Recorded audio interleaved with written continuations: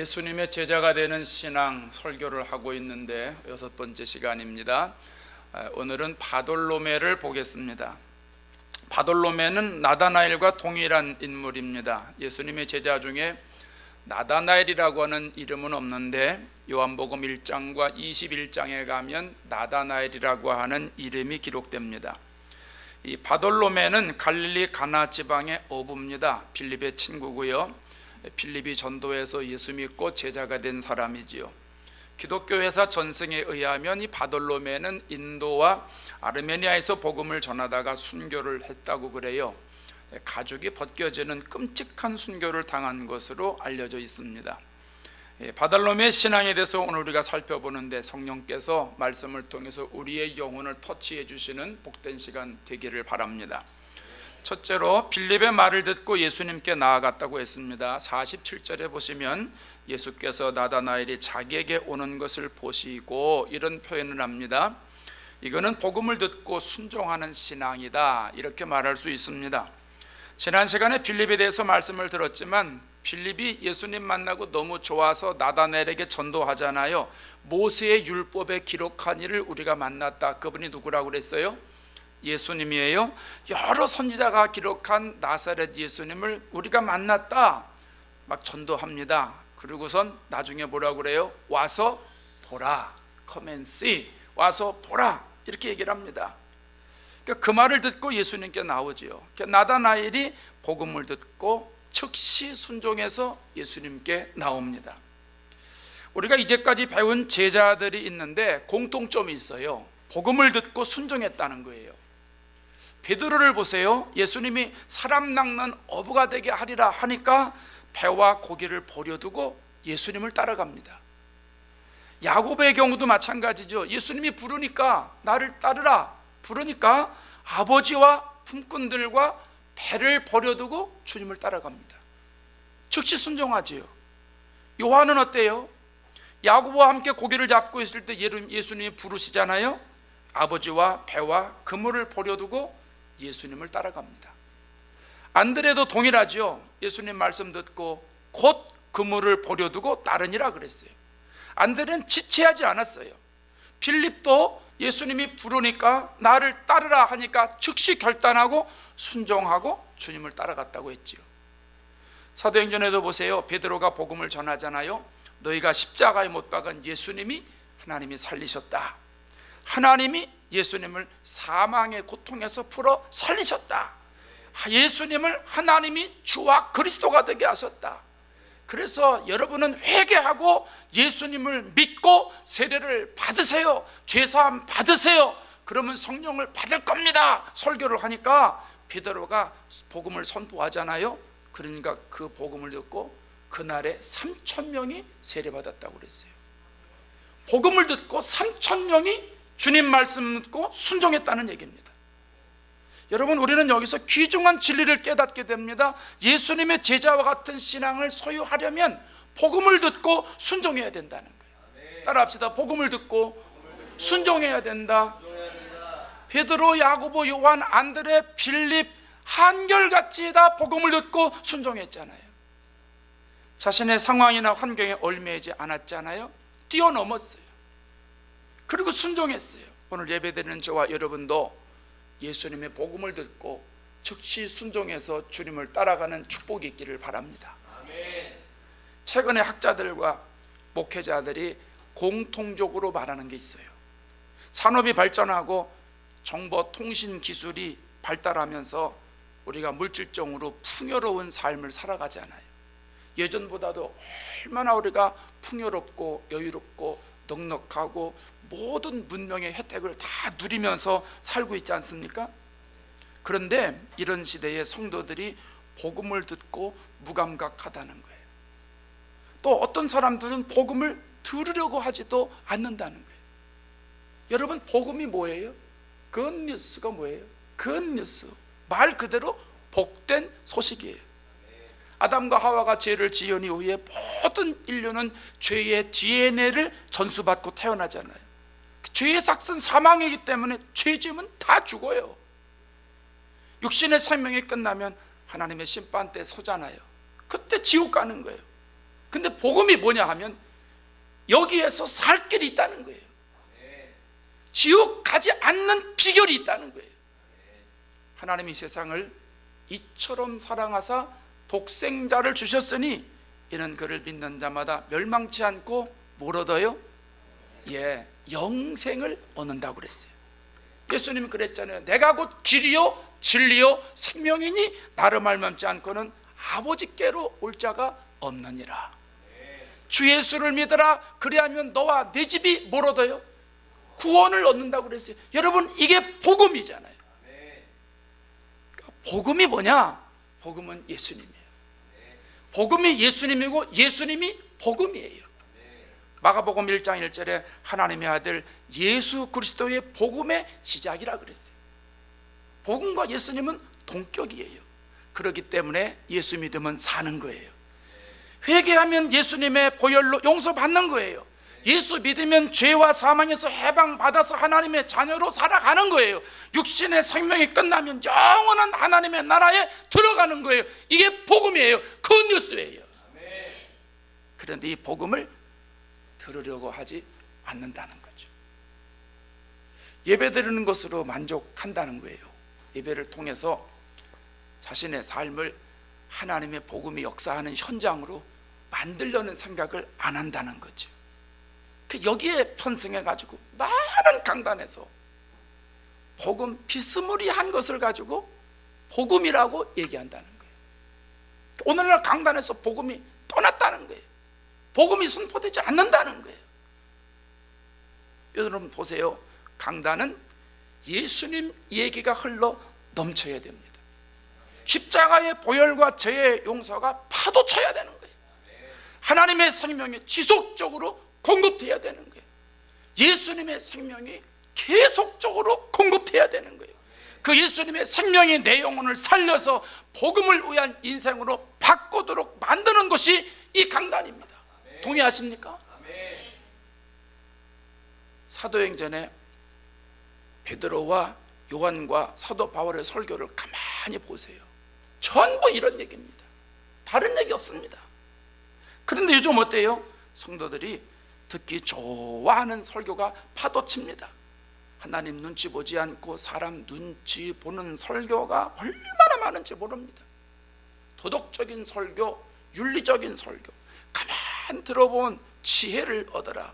그럼 세상적인 지혜를 얘기해요. 누구는 이렇게 말했고 누구는 저렇게 말했고. 아니요, 성경에서 어떻게 말하는지 영적인 지혜를 얘기하는 거거든요. 영적인 지식, 하나님 아는 지식을 얘기하는 건데 영적인 얘기가 아니라 세상적인 얘기를 계속하는 거예요. 재미있는 설교, 복받는 설교, 예화만 계속 나열하는 설교, 또 웃기는 설교.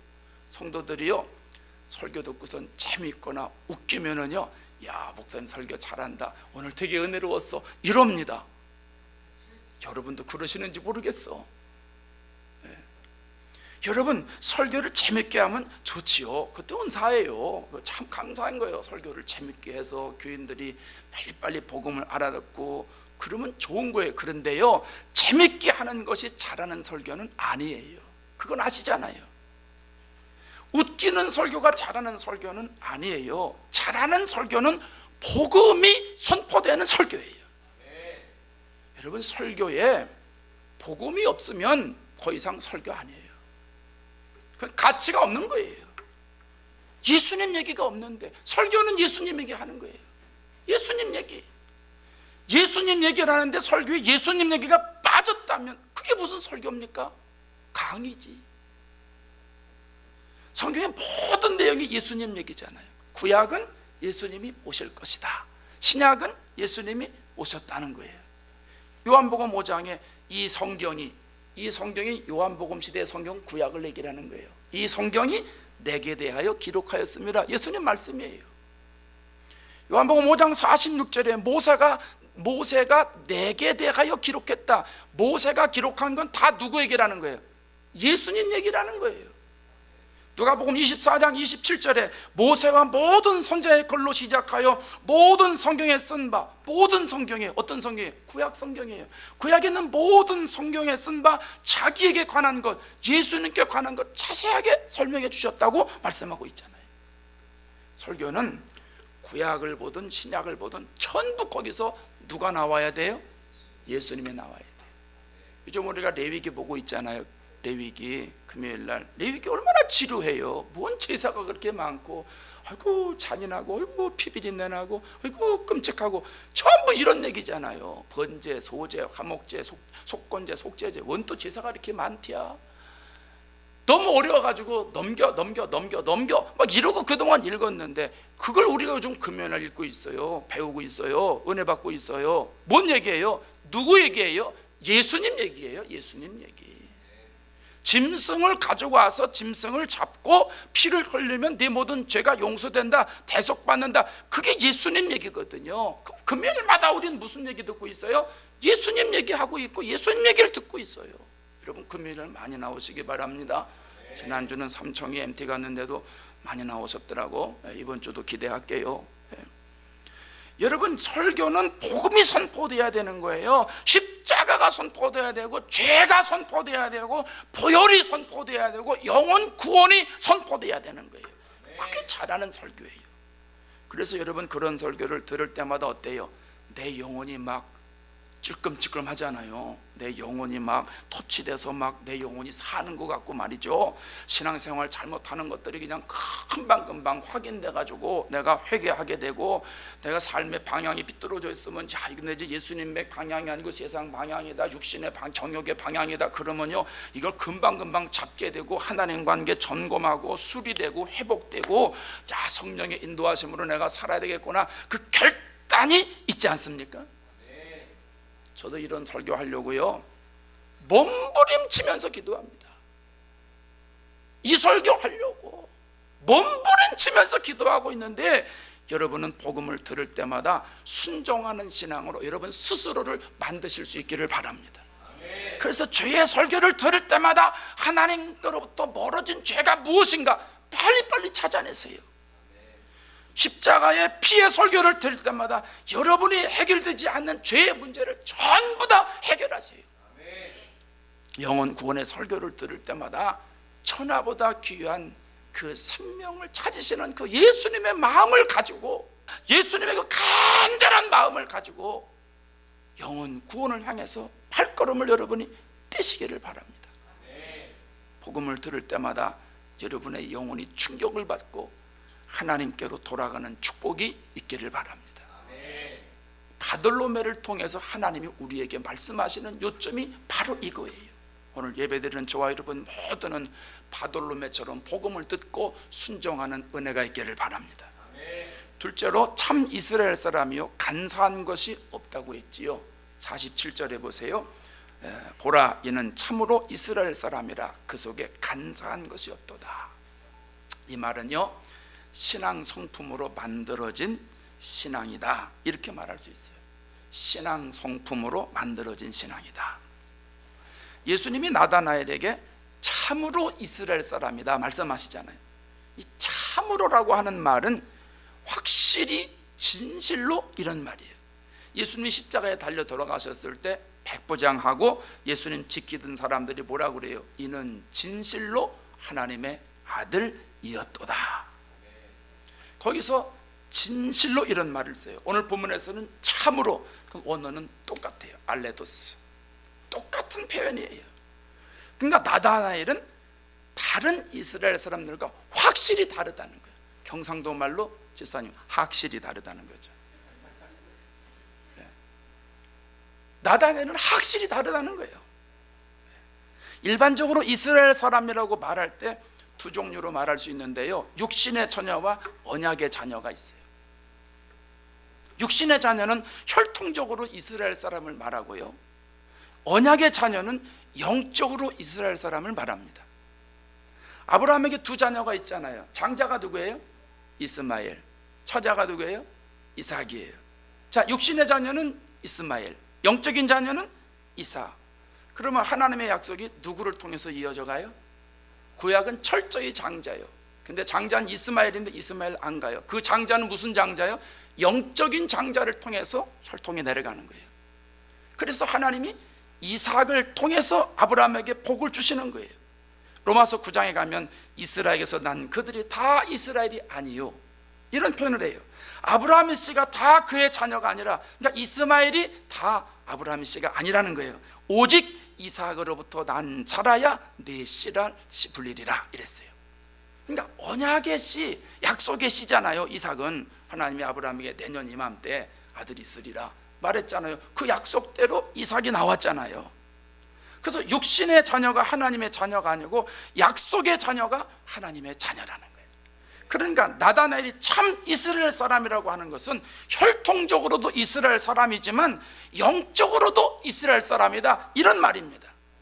나다나엘은 아브라함의 후손을 통해서 메시아가 올 것이라고 하는 신앙을 가지고 있었거든요. 그러니까 나다나엘의 이 신앙을 예수님이 보시고 지금 말씀하시는 거예요. 참 이스라엘 사람이다. 또 그 다음에 예수님이 나다나엘에게 뭐라 그래요? 간사한 것이 없다 그랬어요. 간사한 것이 없다. 간사하다고는 헬라어 언어는 속임수, 계략, 거짓됨 이런 뜻이 있어요.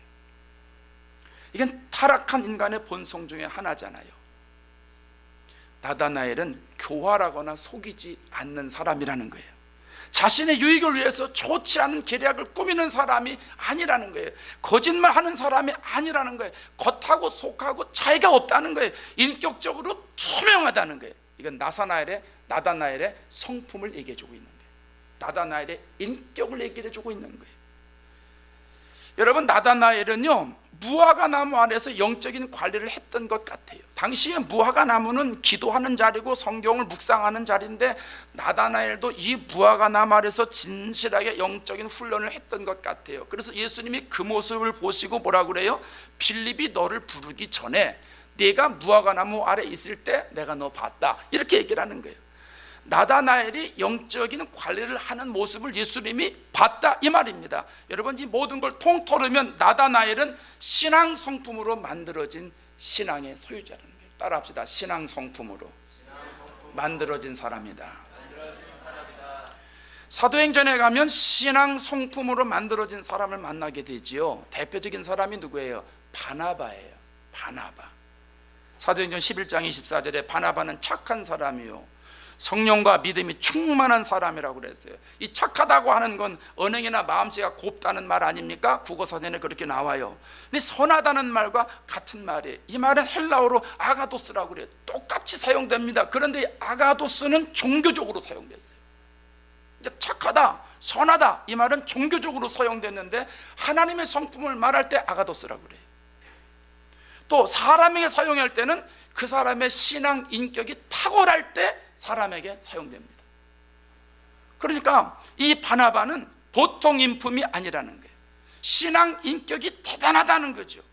그 신앙 인격이 대단해서 성령이 충만하고 믿음이 충만한 사람이다, 이런 얘기입니다. 그러니까 나다나엘과 바나바의 공통점이 바로 신앙 인격이 바로 됐다는 이런 얘기죠. 목회를 하면서 가만히 보면 신앙생활에서 중요한 게 참 많다고 느껴져요. 여러분, 신앙생활에서 중요한 게 많잖아요. 대표적으로 중요한 게 뭐예요? 믿음이죠. 믿음. 믿음으로 구원받잖아요. 그러니까 믿음이 참 중요해요. 사랑도 중요해요.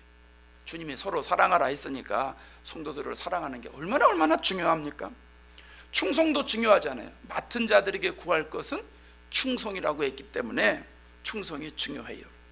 헌신도 중요해요. 예수님이 나를 구원하시기 위해서 온 몸을 주셨잖아요. 물과 피를 전부 쏟아서 주님이 정말 헌신하셨어요. 주님이. 그러니까 우리도 그 주님의 은혜에 고마워서 시간을 드리고 몸을 드리고 물질을 드리고 헌신하는 거 아니겠어요? 그런데요, 이 믿음과 사랑과 충성과 헌신을 할 때 뒷받침돼야 되는 게 있어요. 혹 여러분 뭔지 아시겠어요? 신앙 성품이에요. 신앙 성품. 신앙 성품이 뒷받침되지 않는 믿음은요, 평소에는 몰라요. 어려운 일을 만나면 흔들려요. 믿음이 좋을 땐 한없이 좋은데 어려운 일을 만나면 믿음 없는 사람처럼 행동합니다. 신앙 성품이 뒷받침되지 않는 사랑은 진실하지 못해요. 오래가지를 못해요. 자기가 사랑하는 사람만 사랑해요. 편한 사람에게만 사랑해요. 말은 아가페 사랑이라고 하는데 행동하는 건 보면 지극히 인간적이고 세상적인 사랑을 합니다. 신앙 성품이 뒷받침되지 않는 충성이나 헌신은 자신의 상황이나 여건에 따라서 달라집니다. 그래서 내가 바쁜 일이 생기면요, 충성하던 거 손 내려놓습니다. 주님께 시간 들이지 못합니다. 물질 드리는 거 아깝습니다. 몸을 드리는 거 엄두도 못 냅니다. 그런데요, 신앙 성품을 갖춰보세요. 신앙 성품을 갖춰보세요. 믿음이 흔들리질 않아요. 언제나 변함이 없어요. 힘들고 어려운 일을 만나도 믿음으로 이겨나가려고 해요. 신앙 성품이 뒷받침되면요, 그 사람 변하질 않아요. 언제나 진실해요. 처음과 나중에 똑같아요. 신앙 성품이 뒷받침되면요, 믿음이 연약한 사람들을 불쌍히 여기고 도와주고 사랑해주고 기도하게 돼요. 그 사람이 나에게 어떻게 되든 그거하고 상관없어요. 그 사람이 나를 잘못되게 얘기해도 상관없이 변함없이 그를 사랑하게 된다는 거예요. 신앙 성품이 뒷받침되면요, 맡은 일 처음부터 끝까지 충성합니다. 헌신합니다. 얼마나 아름다운 모습이 나오는지 모릅니다. 그리스도의 향기가 그들에게서 나오는 거예요. 어떤 분들은 그러죠. 목사님, 그 성품 타고나는 건데요, 부모로부터 타고나는 거예요. 물려받는 유산이에요. 그 예수 믿는다고 바뀌어집니까? 예수 믿는다고 그게 성질이 바뀌어집니까? 여러분은 어떻게 생각하세요? 타고난 성격, 타고난 기질, 그게 성품이잖아요. 예수 믿으면 달라져요? 안 달라져요? 확실해요? 네. 달라지는 거예요. 아니, 어떻게 예수를 믿길래 성품이 안 달라져요? 어떻게 예수를 믿길래 성질 하나 변화시키질 못해요? 아니, 자기 성질 하나 변화시키지 못하면 어떻게 되자는 거예요? 말로만 믿으니까 변화되지 않죠. 진실로 믿어보세요. 확실히 달라져요. 하나님이 어떤 분이에요? 예수님이 어떤 분이에요? 성령이 어떤 분이에요? 아니, 말씀으로 온 천하 모든 걸 다 지으시고 하늘과 땅의 모든 권세를 가지고 계신 분이 예수님이고 하나님인데, 아니, 그분이 그래 사람을 만드는 분이 그 사람 만드는 걸 성품을 바꿀 수를 없어요? 그 성품을 바뀌게 할 수를 없어요? 여러분, 믿음의 세계, 영적인 세계를 모르니까 타고난 성격인데 어떻게 그것이 예수 믿는다고 바뀌어집니까? 아버지로부터 그대로 물려받은 성격인데, 유전인데 그게 예수 믿는다고 그게 변화됩니까? 모르는 소리 하지 마십시오, 이러는 거예요. 영적인 세계를 모르니까 그러는 거예요. 베드로를 보세요. 예수님 모른다고 배반했잖아요. 그리고 나중에 어떻게 한술 더 떠가지고 다른 제자들 선동해가지고 예수님 십자가에 달려도록 하시니까 다 고기 잡으러 가잖아요. 다른 제자들도 베드로 쭉 따라갑니다. 요한복음에 나와 있어요. 신앙의 업앤다운이 얼마나 심한 사람인지 몰라요. 좋을 때는 내가 주를 죽어도 부인하지 않겠습니다, 이러고선 좀 어려우니까 금방 모른다고 부인하고 오리발 내밀고 이러잖아요. 그런데요, 이런 베드로가 성령을 받고 성격이 완전히 달라지잖아요. 예수님 얘기를 하면 감옥에 넣겠다고 막 협박하는데도 내가 증인인데 어떻게 예수님 얘기를 안 할 수 있느냐, 오히려 당당하게 예수님 얘기하고 담대하게 복음을 선포하지 않습니까? 성질이 바뀌었어요. 빌립이 얼마나 계산이 빠른 사람입니까? 오병이어 현장에서 예수님이 어떻게 좀 먹을 거 좀 해결해봐라 그랬더니 200데나리온 가지고도 부족합니다. 아주 잽싸게 계산하는 사람 아닙니까? 얼마나 머리가 좋습니까? 그런데요, 성령을 받고 나서 인간적인 계산을 모두 다 철수시켜버리고 하나님의 계산을 하면서 복음 전하잖아요. 이성적으로 생각해서 하나님의 계산, 신앙적인 계산이 틀려도요, 틀린 것 같아도요, 그래도 그것 따라서 그대로 갑니다. 나중에는 어떻게 해요? 순교까지 하잖아요. 사도 바울이 얼마나 포악한 사람이에요. 예수 믿는 사람을 어쩌면 그렇게 핍박을 해요? 스데반이 돌에 맞아 죽을 때 당당하게 여겼던 사람이잖아요. 당연히 죽어야지, 당연히 죽어야지, 이런 사람이에요. 그런데 예수님 만나고 뭐라고 고백해요? 죄인 중에 내가 괴수라는 거예요. 모든 성도 중에 지극히 작은 자보다 더 작은 자가 자기라는 거예요. 어떻게 이런 고백이 나올 수 있어요?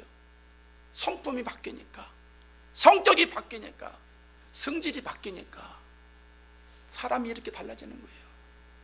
여러분, 자신의 성격을 안 바꾸려고 그저 그냥 붙잡고 있으니까 이게 안 바꿔지는 거지. 바꾸려고 해보세요. 바꿔지지요. 기도해서 자신의 생각 버리고 성령의 능력을 받고 성령에 이끌려 보세요. 어떻게 안 바꿔질 수가 있어요? 성령이 물밀듯 내 안에서 역사를 하는데 내가 어떻게 성령 역사를 거부할 수 있어요? 기도해서 성령 받으면요, 성령께서 내 고집도 싹 바꿔주세요. 그렇게 험상궂은 얼굴도요, 성령 받으면 천사의 얼굴처럼 환해지는 거예요. 성령의 9가지를 성령께서 몇 개 주신다니까요.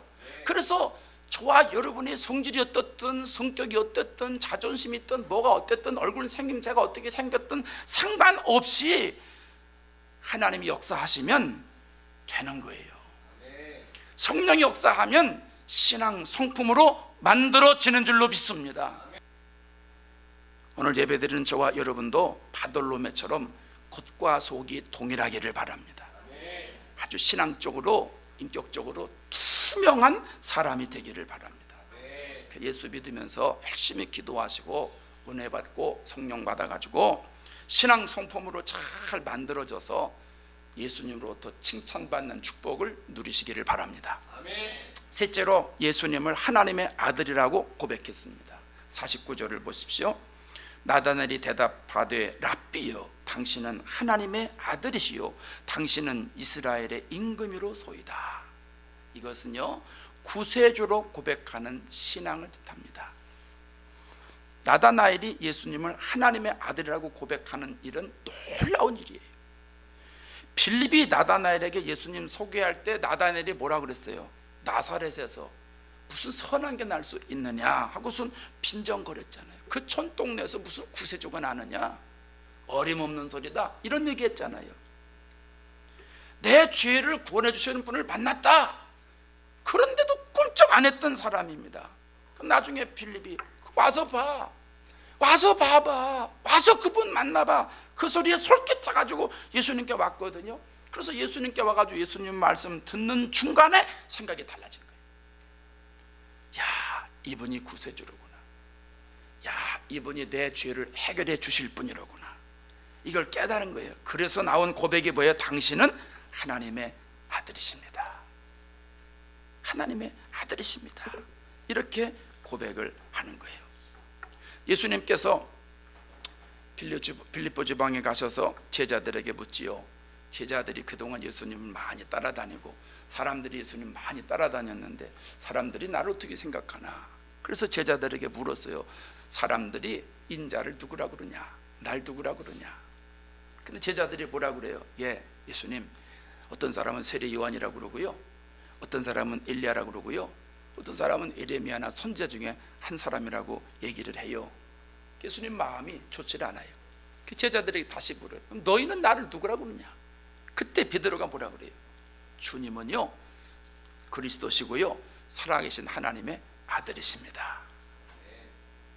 이게 무슨 말이에요? 우리를 죄에서 구원할 분이라는 거예요. 우리의 메시아라는 거예요. 여러분, 예수님이 여러분의 구세주가 되십니까? 예수님이 정말 내 구세주입니다. 여러분, 이런 고백이 되십니까? 감사해요. 여러분, 신앙이 있어서 하시는 말씀이에요.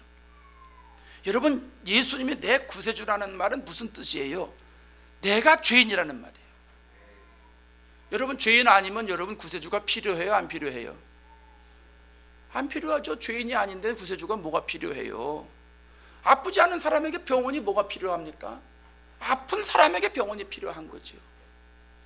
내가 죄인이기 때문에 구세주가 필요한 거예요. 그래서 내가 예수님을 구세주라고 고백한다는 얘기는 내가 벌써 죄를 깨닫고 있다는 거예요. 내 죄를 해결해 주실 분이 주님이라는 거예요. 그러니까 죄 자꾸 얘기하면 어떤 사람은 그래요. 내가 뭐 이렇게 죄를 많이 졌다고 목사님 시간만 되면 그렇게 가끔씩 죄인이요 그러십니까? 그러는데 도덕적인 죄, 윤리적인 죄 아니고요, 영적인 죄잖아요. 근본적인 죄가 영적인 죄, 하나님과 나와의 관계에서 생긴 죄, 하나님 말씀 안 듣고 내 생각대로 내 뜻대로 육신의 정욕대로 살아간 죄, 그것을 하나님은 영적인 죄라고 그러잖아요. 그거 죄를 얘기를 하는 거예요. 그러니까 우리가 그 죄에서 해방받으려면 예수님을 만나는 수밖에 없는 거예요. 그래서 예수님이 구세주입니다 이렇게 고백할 수밖에 없는 거예요. 저는 우리 모든 성도들이 여러분의 죄를 전부 깨닫고 예수님을 구세주로 고백해서 모든 죄에서 자유로웠으면 좋겠어요. 죄에서 자유를 얻게 함은 보혈의 능력 주의 보혈, 이런 찬양이 날마다 여러분 입술에 고백이 되었으면 좋겠어요. 내가 예수를 왜 믿는가? 내 죄를 해결하기 위해서 믿는 거지. 내 죄는 예수님의 그 십자가의 보혈로 해결하는 거지. 그래서 예수님이 나에게는 구세주입니다. 그래서 내 죄에서 모든 걸 해결해 주셨습니다. 그래서 내가 시험을 이기고 늘 승리할 수 있습니다. 내 안에 늘 주님 주시는 기쁨이 있습니다. 이 기쁨이 놀라운 주님의 능력입니다. 이렇게 고백하고 살아가는 성도들이 됐으면 좋겠어요. 이게 그리스도인의 능력이에요. 사랑하는 여러분, 나다나엘은 복음을 듣고 순종하는 신앙을 소유했던 사람이에요. 오늘 우리들도 예수님의 복음의 말씀, 생명의 말씀이 선포될 때마다 순종하고 나아가는 신앙을 소유하시기를 바랍니다. 참 이스라엘이요 간사한 것이 없다고 예수님부터 칭찬을 받았는데 신앙 인격으로 만들어져서 어떤 상황에서도 신앙이 굴곡이 없이 예수님 원하시는 대로 꾸준하게 나아가는 신앙 인격으로 충만한 생활 하실 수 있기를 바랍니다. 나는 죄인입니다. 그래서 구세주가 필요합니다. 예수님이 필요합니다. 그 주님이 내 죄를 해결해 주실 분입니다. 이렇게 고백하는 신앙을 소유하셔서 예수님의 제자와 같은 능력을 얻으시고 예수님의 제자들에게 역사하셨던 것 같이 동일한 역사를 저와 여러분이 다 받으시고 누리시기를 주의 이름으로 축원합니다. 기도하겠습니다.